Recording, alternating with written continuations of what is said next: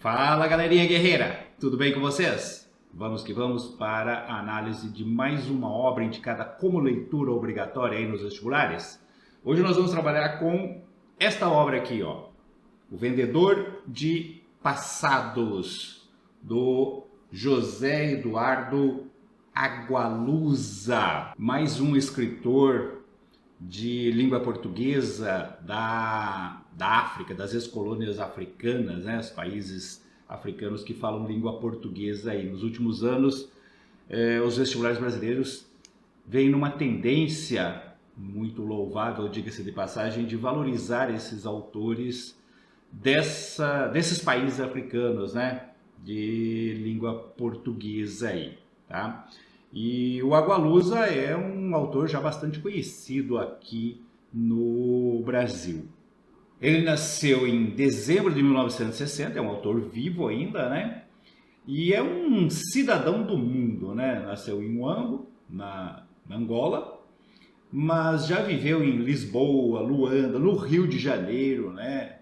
Tem um trânsito muito frequente aqui pelo Brasil, em Berlim. Atualmente, ele vive entre Lisboa e Moçambique. É romancista, é contista, é cronista e é também autor de literatura infantil. Aqui você tem algumas das suas obras, algumas das principais obras dele, entre elas o Vendedor de Passados, que sem dúvida nenhuma é a obra mais conhecida dele, tá? E nós vamos então fazer aquela análise que você já sabe, né, que você já conhece aqui do nosso canal, uma análise completa. Vamos falar sobre o enredo, vamos falar sobre os personagens, vamos falar do foco narrativo, da linguagem, do estilo de época, enfim, tudo que você precisa para responder qualquer pergunta, seja numa prova de escola, seja numa prova de vestibular. Belezinha? Vamos lá? Eu queria começar exatamente com o foco narrativo.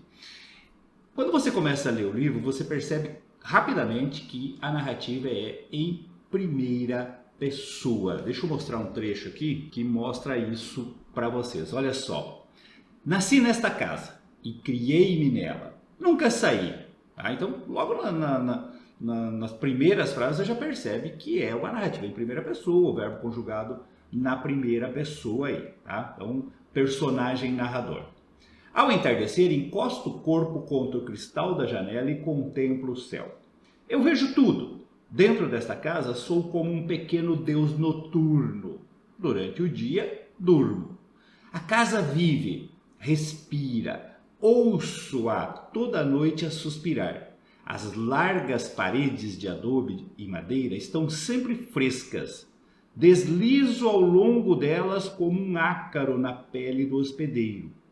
Sinto, se as abraço, um coração a pulsar. Será o meu? Será o da casa?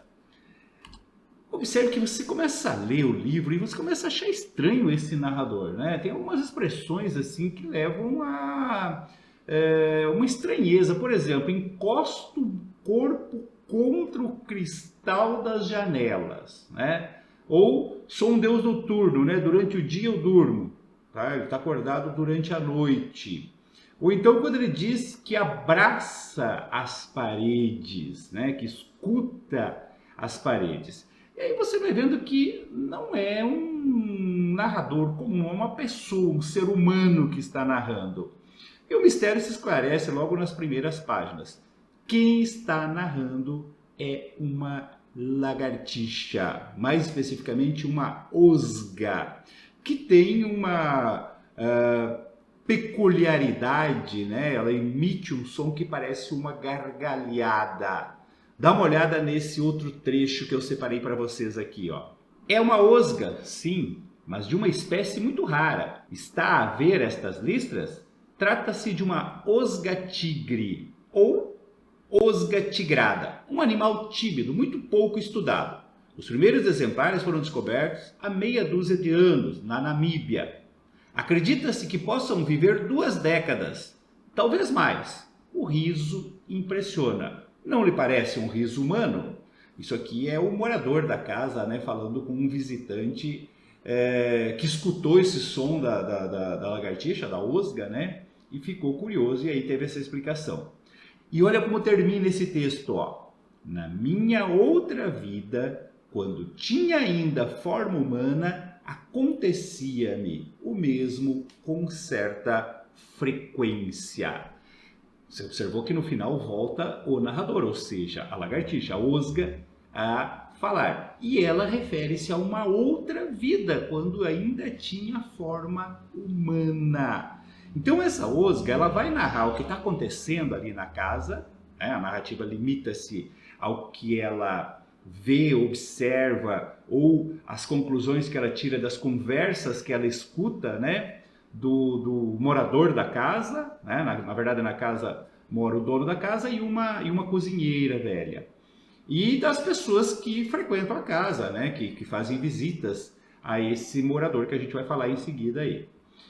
E esse narrador, ele tem lembranças do seu passado como humano, né? Então tem referências, até alguns traumas, né, que ele teve na outra vida. E aí, ao longo da narrativa, aparecem sonhos, né? Sonho 1, sonho 2, sonho 3, né? Como se fosse um capítulo assim, com a numeração de sonhos. E nesses sonhos, ele conversa com personagens do livro, especialmente com o dono da casa, né? Então, no sonho, ele consegue, né, o narrador consegue se comunicar com o dono da casa, existem diálogos entre eles ali. Bem interessante esse foco narrativo aí. Aí, em seguida, nós vamos conhecer o dono da casa, que é quem dá título ao livro, né? O vendedor de passados. Esse morador da casa chama-se Félix Ventura. Olha só, haviam-lhe falado num homem que traficava memórias, que vendia o passado secretamente como outros contrabandeiam cocaína. Tá? É um cliente, né, que vai procurá-lo porque ouviu falar desse homem que traficava memórias, que criava passados para os clientes. Félix Ventura rendeu-se. Procurava-o, explicou, toda uma classe, a nova burguesia. Eram empresários, ministros, fazendeiros, camanguistas, generais, gente, enfim, com o futuro assegurado. Falta a essas pessoas um bom passado, ancestrais ilustres, pergaminhos, resumindo, um nome que ressoe a nobreza e a cultura. Ele vende-lhes um passado novo em folha, traça-lhes a árvore genealógica, dá-lhes as fotografias dos avós e bisavós, cavalheiros de fina estampa, senhoras do tempo antigo. Os empresários, os ministros, gostariam de ter como tias aquelas senhoras, prosseguiu apontando os retratos nas paredes, velhas donas de pano, legítimas beçanganas. Gostariam de ter um avô com o porte ilustre de um Machado de Assis, de um Cruz e Souza, de um Alexandre Dumas, e ele vende-lhes esse sonho singelo. Aí nós vamos ver a seguir que tem uma peculiaridade sobre esse protagonista, né? Que é o Félix Ventura, o vendedor de passados, que ele é albino. Porque tem um momento que esse cliente que vai procurá-lo diz que quer ter um passado, né, com toda uma gama de familiares africanos. E aí o Félix Ventura diz que isso é muito difícil, né? Porque afinal de contas esse cliente que veio procurá-lo é branco. E aí o cliente fala, mas você também é branco. E aí o Félix responde isso aqui, ó. Branco? Eu? O albino engasgou-se, tirou um lenço do bolso e enxugou a testa. Não, não, sou negro puro, sou um autóctone. Não está a ver que sou negro? Esse aspecto, essa característica é um ponto importante, né? Uma referência importante, porque ele acaba sendo, obviamente, vítima de preconceitos, né? Ele é totalmente albino, a figura dele causa um certo repúdio nas pessoas, especialmente nas mulheres. E aí o texto termina dessa forma, ó. Acho que aquilo que eu faço é uma forma avançada de literatura, confidenciou-me. Então, retomando, né, é o Félix dizendo, acho que aquilo que eu faço é uma forma avançada de literatura. Também eu crio enredos, invento personagens, mas em vez de os deixar presos dentro de um livro, dou-lhes vida. Atiro-os para a realidade. E aí que começa então o enredo. Então nós temos um narrador que é uma osga, uma espécie de lagartixa, que teve um passado humano. Esse passado aparece nas memórias desse narrador. Esse narrador consegue dialogar com os personagens humanos do enredo através de sonhos, especialmente com esse Félix Aventura, que é o dono da casa onde vive essa osga, tá? E aí nós vamos ter um terceiro personagem importante, que é exatamente esse cliente que vai aparecer para o Félix Ventura e que no começo ele é chamado de O Estrangeiro. Olha como ele se apresenta. Explicou que pretendia fixar-se no país. Queria mais do que um passado decente, do que uma família numerosa, tios e tias, primos e primas, sobrinhos e sobrinhas, avós e avós, inclusive 2 ou 3 meçanganas, que são pessoas ligadas à nobreza africana, né? Mulheres meio matriarcas assim, da nobreza africana. Embora já todos mortos, naturalmente, ou a viverem no exílio. Queria mais do que retratos e relatos. Precisava de um novo nome e de documentos nacionais autênticos que dessem testemunho dessa identidade. O albino ouvia-o aterrado. Não, conseguiu dizer. Isso eu não faço. Fabrico sonhos, não sou um falsário. Além disso, permita-me a franqueza, seria difícil inventar para o senhor toda uma genealogia africana. Essa agora, e por quê? Bem, o cavaleiro é branco. É aquilo que eu referi a vocês, né? Ele é branco e ele quer essa árvore genealógica africana aí. Mas o estrangeiro insiste e deixa um envelope, né? Com um pagamento bem substancial ali ao Félix Ventura. E dentro desse envelope, né, tem um bilhete que diz o seguinte, ó. Caro senhor, tenciono entregar-lhe mais $5.000 quando receber todo o material. Deixo-lhe algumas fotografias minhas, do tipo passe, para utilizar nos documentos. Volto a passar por aqui dentro de 3 semanas. Esse estrangeiro que aparece ali buscando esse passado, né? Essa árvore genealógica africana, ele é bem misterioso, né? O Félix faz várias perguntas a ele, tenta saber um pouco da sua história, do seu passado, mas ele se mantém muito na defensiva, não revela de forma nenhuma o seu passado. Quem nos revela o seu passado é exatamente o narrador, tá? Tem um fato, né, desse passado humano dele que é bastante relevante, né, na sua personalidade aí. Dá uma olhada no fragmento que eu separei para vocês aqui, ó. Ao acordar, chamava-se Alba, Aurora ou Lúcia. À tarde, Dagmar. À noite, Estela. Era alta, muito branca, não desse tom opaco e leitoso, tão comum nas mulheres do norte da Europa, e sim de um leve alvor de mármore, translúcido, sob o qual era possível seguir a impetuosa correnteza do sangue. Já arreciava antes de a ver. Ao vê-la, perdi a fala. Estendi-lhe a tremer o envelope dobrado ao meio, em cujas costas o meu pai escrevera, para Madame Dagmar. Naquela caligrafia de luxo que fazia qualquer apontamento, por mais simples, inclusive uma receita de sopa, parecer a ordem de um califa. Ela abriu-o, retirou lá de dentro, com a ponta dos dedos, um pequeno cartão, e ao deitar-lhe os olhos, não foi capaz de conter o riso. Você é virgem? Aí você tem um fragmento, né, que foi pulado aí, e aí essa Dagmar continua falando, ó. A castidade é uma agonia inútil, garoto. Eu corrijo-a com prazer. Imaginei-a com o meu pai, na penumbra afogueada daquele mesmo quarto. Foi um relâmpago, uma revelação. Vi-a multiplicada pelos espelhos, soltar o vestido e libertar os seios. Vi-lhes as ancas largas, senti-lhe o calor. E vi o meu pai.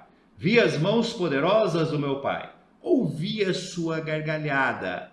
Vivi aquele exato instante milhares, milhões de vezes, com terror e com asco. Vivi-o até ao último dos meus dias. O narrador, agora uma osga, né, no seu passado humano, tinha uma verdadeira aversão por mulheres. Ele não era exatamente um homossexual, né? Não era uma questão de homossexualidade, ele simplesmente tinha essa aversão pelo sexo oposto, nunca conseguiu se envolver com nenhuma mulher. E o motivo está bem claro nesse trecho que eu selecionei para vocês. Então você tem aqui um texto que, ao mesmo tempo que faz uma crítica a uma situação caracteristicamente social do mundo patriarcal, machista, né? O pai que leva o filho adolescente, virgem, né? para uma prostituta, da qual ele mesmo desfruta também, para que perca a virgindade e tal. Então há uma crítica a esse tipo de prática, né? Porque obviamente isso é uma coisa machista, não se faz isso com uma mulher, né? Por outro lado, tem uma análise mais profunda dos traumas psicológicos que isso pode causar num adolescente mais sensível aí. Então, todas as lembranças, né, que esse narrador, agora uma osga, tem do seu passado são marcadas por esse drama, por esse trauma vivido aí nessa situação que nós acabamos de ver aí. E aí nós voltamos para a narrativa como um todo e nós temos o surgimento do José Bookman. Tá? José Bookman é exatamente o personagem criado pelo Félix Ventura para aquele cliente, aquele estrangeiro que queria, né, uma árvore genealógica aí africana. Olha só, Félix ergueu os olhos. Conseguira. Tinha ali um bilhete de identidade, um passaporte, uma carta de condução. Documentos esses em nome de José Bookman, natural da Chíbia, 52 anos, fotógrafo profissional. A vila de São Pedro de Chíbia, na província de Huila, no sul do país, foi fundada em 1884 por colonos madeirenses, mas já por ali prosperavam, criando gado, cultivando a terra e louvando a Deus pela graça de os ter feito nascer brancos em terra de pretos. Mateus foi um caçador famoso, servindo de guia durante largos anos a grupos de sul-africanos e ingleses que chegavam a Angola em busca de emoções fortes. Casou tarde, já passara dos 50, com uma artista americana, Eva Miller, e teve um único filho, José Bookman. Então, cria-se um passado para esse estrangeiro, né? E a partir daí ele passa então a ser conhecido como José Bookman, né? Com esse passado imaginário. Só que aí, bom, primeiro que vocês estão vendo, né, que realmente ele vai criando, ele vai misturando situações reais, né, com ficção, né, com esse elemento fictício. Por isso que o José Félix diz que se compara a um escritor, né, como se fizesse literatura ali, apenas que ele tira as suas personagens imaginadas dos livros e os coloca no mundo real ali. Esse José Bookman, ele começa a ficar meio que obcecado pelo seu passado, né? Ele começa a buscar, por exemplo, a mãe, essa artista americana chamada Eva Miller, né? Então ele começa a pesquisar, a buscar por esse nome. Eva Miller é um nome bastante comum, né? Então ele vai procurando, vai buscando, viaja pela Europa, viaja para a América, né? Atrás da mãe, depois fica sabendo que ela teria se mudado para a Europa, vai atrás dela e tal, e vai criando imagens. É como se ele fosse dando continuidade àquele passado criado pelo Félix Ventura. Então, às vezes, ele tira fotos, né, de um túmulo onde aparece lá a dedicatória ao pai dele e tal, né? Claro que é uma montagem que ele vai fazendo, mas não deixa de ser digamos assim, curioso, né? Como que ele vai vivenciando, é como se ele realmente vivesse esse passado que ele não teve, né? Que foi uma ficção. E aí a gente vai ficando sabendo aos poucos também que o próprio passado do Félix Ventura também é uma criação e que chega a um determinado ponto em que ele mesmo não sabe se as lembranças que ele tem do passado são verdadeiras ou se são frutos desse passado criado, né, imaginado por ele aí. Então prestem bem atenção, fiquem atentos a isso, né? Pode-se fazer uma pergunta aí, exatamente relacionando essa questão da imaginação literária com essa criação de lembranças que nem sempre são verdadeiras. É natural, é comum muitas vezes as pessoas terem lembranças do seu passado que não são necessariamente verdadeiras, que tenham sido necessariamente vividas. Às vezes elas foram imaginadas, aumentadas, criadas aí pela pessoa em si. Tá? Então uma discussão nesse sentido pode aparecer e vocês têm que ficar atentos a isso. Aí nós vamos ter uma outra personagem que vai entrar na história, que é uma moça chamada Ângela Lúcia. Também é uma fotógrafa, também um tanto quanto misteriosa, não gosta muito de falar do seu passado. Tal. O Félix Ventura um dia chega falando, né, para o narrador, para Osga lá, sobre uma mulher que ele conheceu, que é maravilhosa e tal. Vejam quando o narrador a conhece, quando ela veio visitar o Félix, né, como que ele se refere a ela. Ó. Imaginei, a partir da flamante, ainda que sucinta descrição do meu amigo, uma espécie de anjo iluminado. Supus um lustre. Acho que Félix exagerou um pouco. Numa festa, perdida entre o fumo e o tumulto, não teria reparado nela. Ângela Lúcia é uma mulher jovem, pele morena e feições delicadas. Finas tranças negras à solta pelos ombros. Vulgar. E, no entanto, sim, sou forçado a reconhecê-lo. A pele dela reverbera, brilha por vezes. Sobretudo quando se comove ou se exalta, em cintilações de cobre. E nessas alturas transforma-se, torna-se realmente bela. O que mais me impressionou, porém, foi a voz, rouca e todavia humilde, sensual. Félix chegou a casa esta tarde trazendo-a adiante, como um troféu. Ângela Lúcia observou atentamente os livros e os discos. Félix conheceu Ângela Lúcia na inauguração de uma mostra de pintura. Creio, mas isto é mera suposição, que se apaixonou por ela assim que trocaram as primeiras palavras, porque a vida inteira o preparara para se entregar à primeira mulher que, vendo-o, não recuasse horrorizada. Tá? Então vai pintar um romance aí entre o Félix Ventura, o vendedor de passados, e essa Ângela Lúcia. Porque como o próprio narrador coloca, né? Ela foi talvez a única mulher que não, ao vê-lo num primeiro momento, não recuou horrorizada aí diante da sua situação de albino, né? Do impacto que causa a figura albina dele. Tá? E aí a história vai se desenvolvendo, né? Esse romance aí do Félix Ventura com a Ângela Lúcia, o José Buchmann, né? Sempre voltando, visitando o Félix Ventura, contando sobre suas viagens em busca do seu passado e tal. E aí tem um dia que o José Buchmann aparece muito obcecado pela figura de um mendigo que ele perseguia já há alguns dias, algumas semanas pela cidade, fotografando-o. Dá uma olhada nesse texto aí, ó. José Buchmann distribuiu as fotografias sobre a grande mesa da sala. Cópias em formato A4, papel mate, a preto e branco.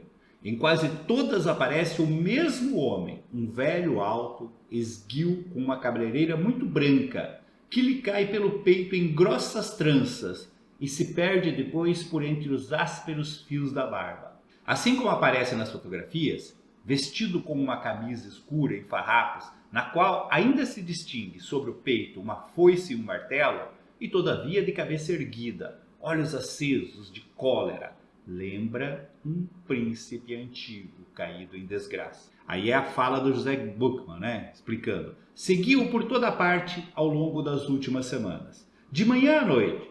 Quer ver? Vou mostrar-lhe a cidade na perspectiva de um cão danado. E aí segue, né, mais um tempo aí, a gente percebe uma verdadeira obsessão do José Buchmann por esse mendigo. Tá? A princípio, né, para quem está lendo, parece assim coisa de fotógrafo, né, que está vendo ali uma figura estranha e tal, aquele mendigo com ar altivo, né, de que parece ter sido um príncipe, uma pessoa de grande autoridade, aquela foice, aquele martelo, né, na camisa que ele usa sempre e tal.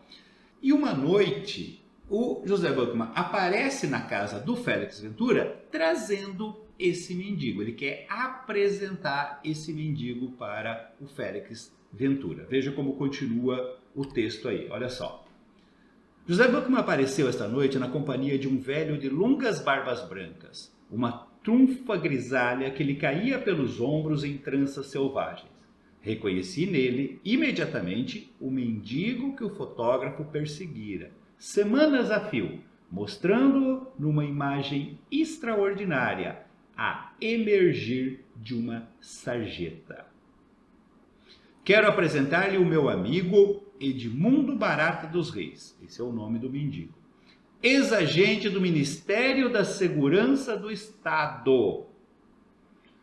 Aí esse mendigo fala, né? Ex-gente, diga antes, ex-gente, e esse cidadão exemplar, expoente dos excluídos, excremento existencial, excrescência exígua e explosiva. Em duas palavras, vadio profissional, muito prazer. Depois que esse mendigo vai embora, o José Buchmann pede a opinião do Félix Ventura sobre essa figura estranha que é esse mendigo. E o Félix Ventura é taxativo. É louco, assegurou o Félix, depois que Edmundo Barata dos Reis saiu. Repetiu isso uma e outra vez firmemente.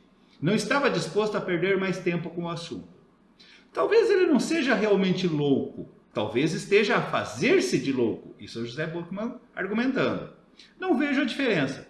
Um sujeito que escolheu viver na rua, dentro de uma sarjeta, que acredita na reconversão da Rússia ao comunismo e que, além do mais, quer ser confundido com um louco, para mim, é louco.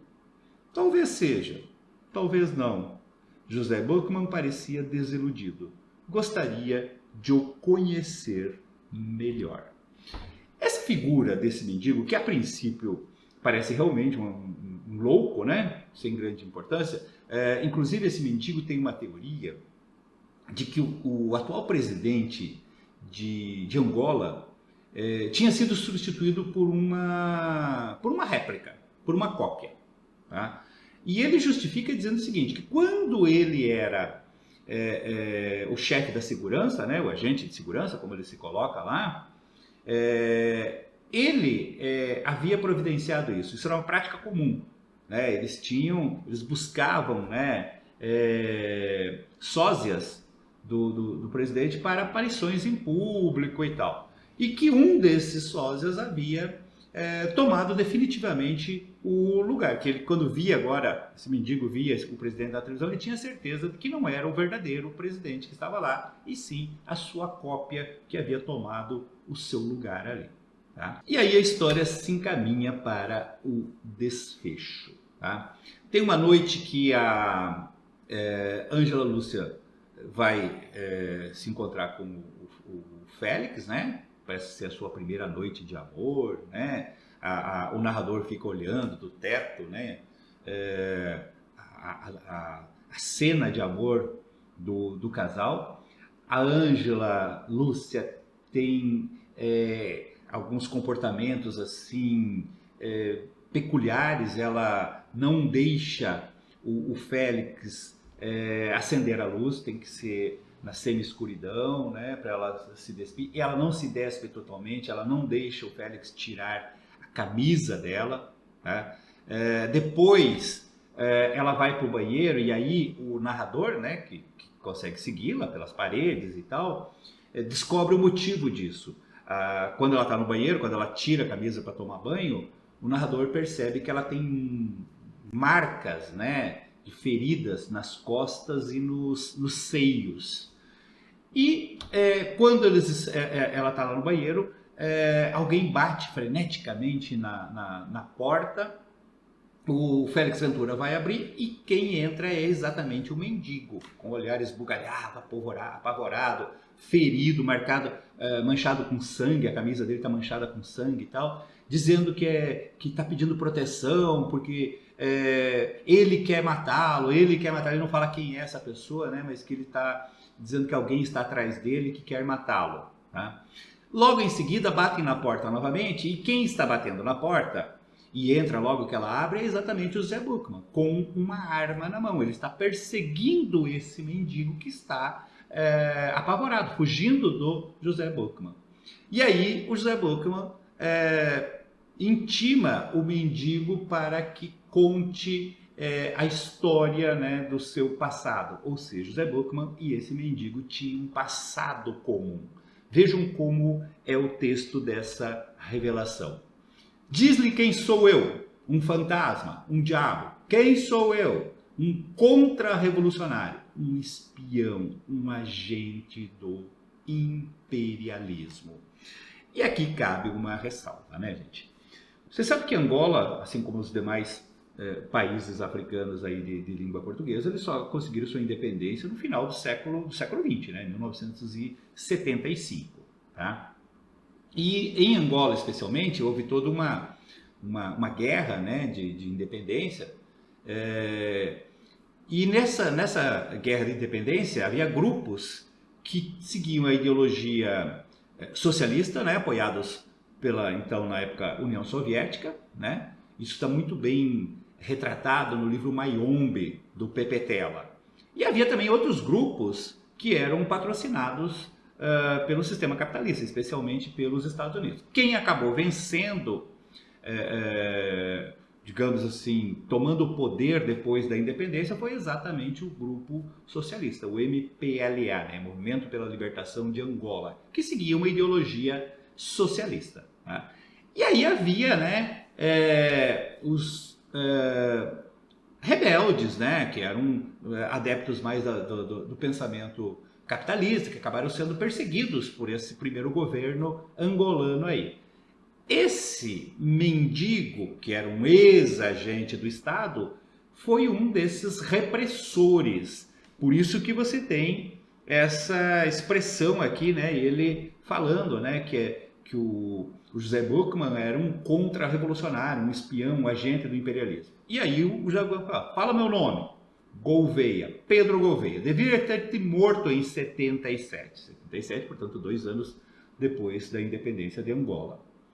Não me esqueci de ti, também não me esqueci dela, Marta, a jovem Marta Martim. Marta Martim era a esposa desse Pedro Gouveia, que é o José Buchmann.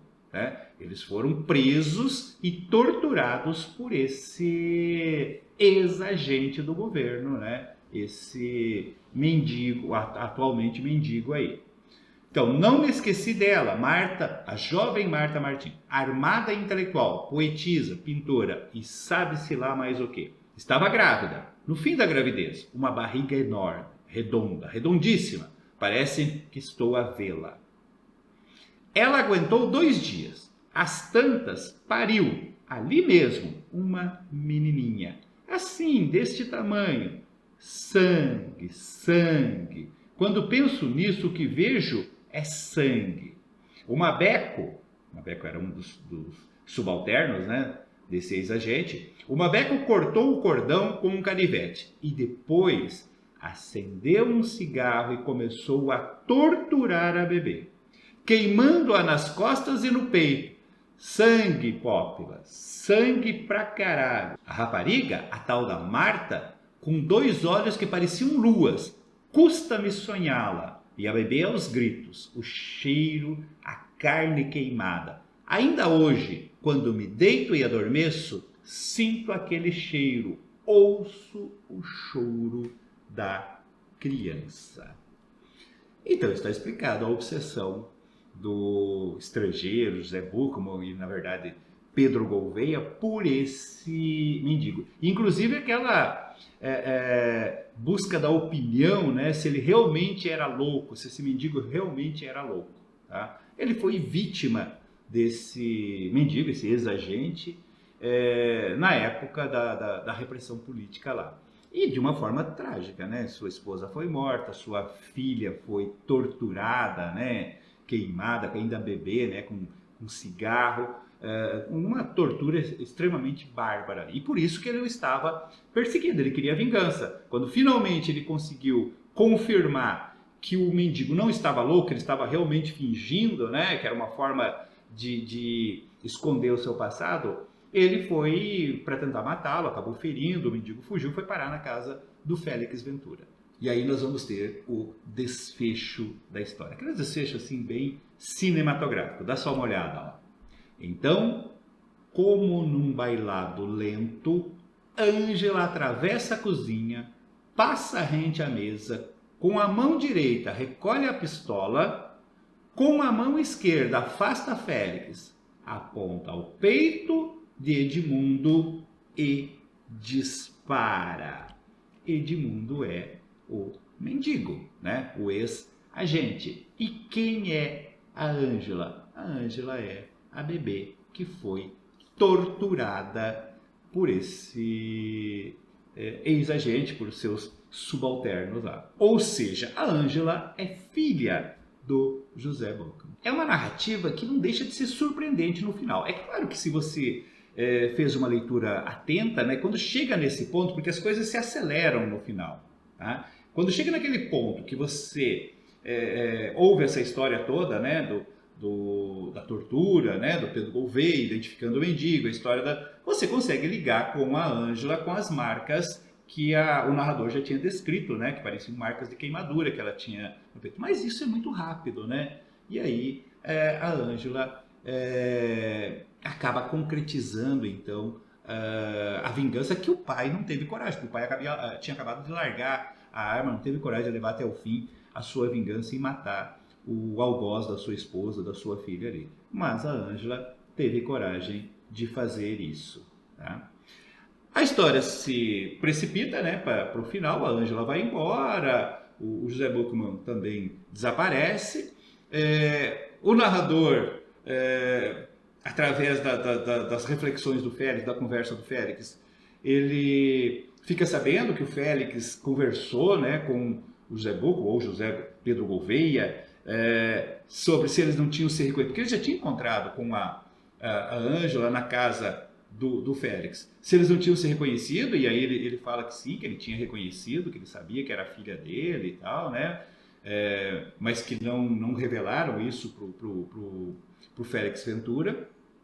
E tem um fato interessante também, que um pouco tempo depois aparece um outro cliente na casa do Félix Ventura, também buscando um passado. Só que ele quer um passado diferente, o contrário, ele é uma pessoa, ele se diz que ele é uma pessoa pública, importante e tal, e ele quer um passado humilde. Dá uma olhada nesse fragmento aí, ó.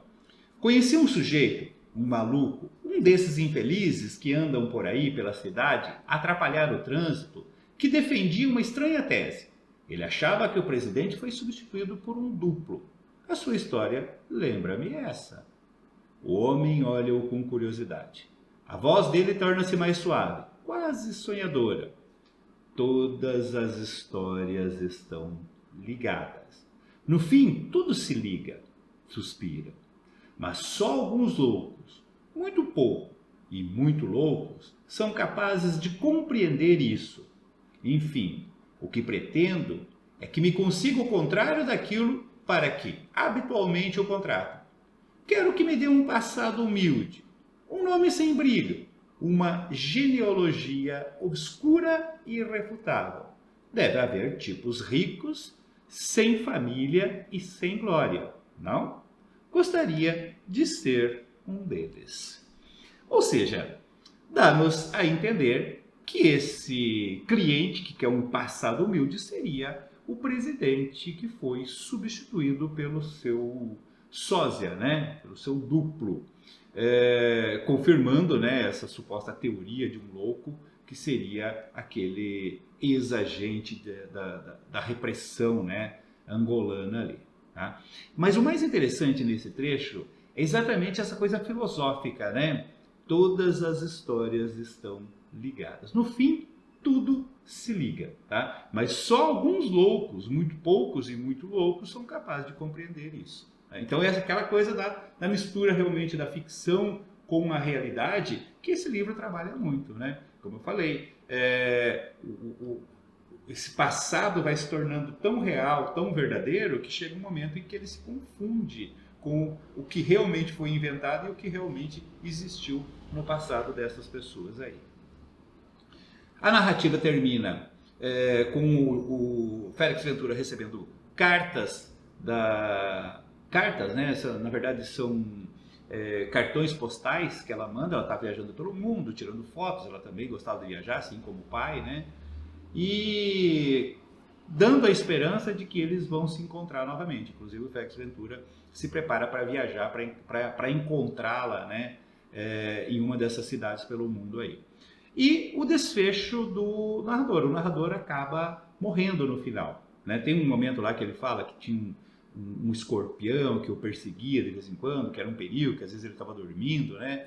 E precisava ficar atento e tal. E aí o texto termina com esse desfecho aí. Ó. Encontrei esta manhã Eulálio morto. Eulálio é o nome que o Félix tinha dado para Osga, né? Que seria o narrador aí. Tá? Seria o que ele supunha ser um nome humano para essa Osga. Então, encontrei esta manhã Eulálio morto. Pobre Eulálio. Estava caído aos pés da minha cama com um enorme escorpião, um bicho horrível, também morto, preso entre os dentes. Morreu em combate, como um bravo, ele que não se achava corajoso. Então, gente, você tem aqui uma narrativa muito interessante, muito envolvente, tá? Ela vai trabalhando com os mistérios, vai apresentando os personagens, esse jogo, né? Entre o que é realidade, o que é fantasia, o que é imaginação e tal, e com um desfecho bastante original, tá? Surpreendente, digamos assim, para o leitor ali, principalmente o leitor que não estiver muito atento na narrativa. Tá? Mas principalmente essa análise, né, psicológica entre o real e o imaginário, tem que ficar atento, eles podem fazer alguma pergunta nesse sentido. Também é interessante observar o contexto sociocultural dessa obra aí, tá? Como eu falei, a narrativa ocorre após a independência de Angola, né, que ocorreu aí em 75.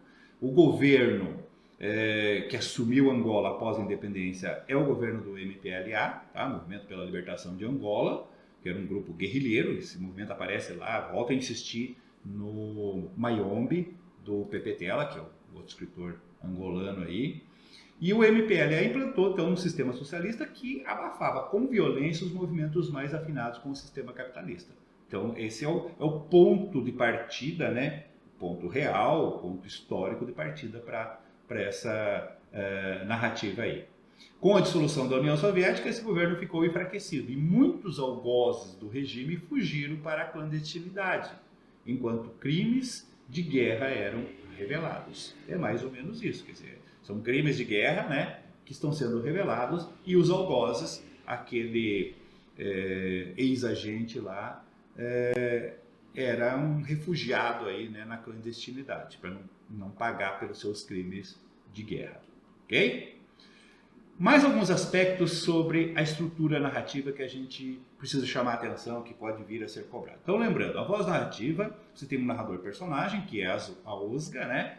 E as lembranças do passado humano são contrastadas aí com fatos presentes que ele observa e também com sonhos, tá? Tem coisas que são imagens de sonho, né? De divagações que ele vai narrando ali. A linguagem é marcada por coloquialidade moderna, tá? Só que tem expressões típicas do português angolano. Então você tem que ficar atento porque algumas expressões, né, são específicas de Angola aí, tá? Mas é a linguagem moderna, coloquial, a linguagem do dia a dia aí. O estilo é um enredo envolvente, né, com um desfecho bastante inesperado e bastante original. Tá? Então, um estilo bem dinâmico, digamos assim, né, que não se torna cansativo aí. Também temos que falar um pouco do tempo. A narrativa é situada ali no período pós-independência de Angola, né, alguns anos depois da independência de Angola, ali no final do século XX. Tá? Há referências, obviamente, a tempos anteriores, mas o foco, né, da narrativa é no final do século XX. O espaço. Os fatos principais eles acontecem em Luanda, tá? Em Angola, capital da Angola ali. Mas há muita referência a várias localidades da Europa e da América, especialmente o Brasil, por causa desse José Buchmann que viajava pelo mundo todo, era um fotógrafo, né? Ele se dizia um ex-fotógrafo de guerra e tal, que viajava pelo mundo todo cobrindo eventos aí. Isso tem um pouco a ver também com o autor, né? O autor também, como vocês viram lá, a gente falou no início, é um grande viajante aí. E a escola literária é literatura contemporânea, tá, gente? Não tem um padrão estético definido, né? Não tem uma escola específica que contempla essa contemporaneidade, mas é uma narrativa contemporânea permeada de reflexões filosóficas, que é uma característica das narrativas contemporâneas. Eu até selecionei um trecho, né, que mostra um pouco desse aspecto filosófico. Olha só. A nossa memória alimenta-se, em larga medida, daquilo que os outros recordam de nós. Tendemos a recordar como nossas as recordações alheias, inclusive as fictícias, ou seja, inclusive aquelas que são inventadas. Certinho, gente? Bom, uma belíssima obra, tá? Uma leitura fácil, uma leitura gostosa, eu recomendo. Tá? Se você tiver um tempinho, dá uma lida nessa obra aí. Se não tiver, essa análise, tenho certeza, vai ajudá-los a resolver as questões de prova, as questões de vestibular. Tá? Eu aguardo você numa próxima análise de obra literária. Um abraço!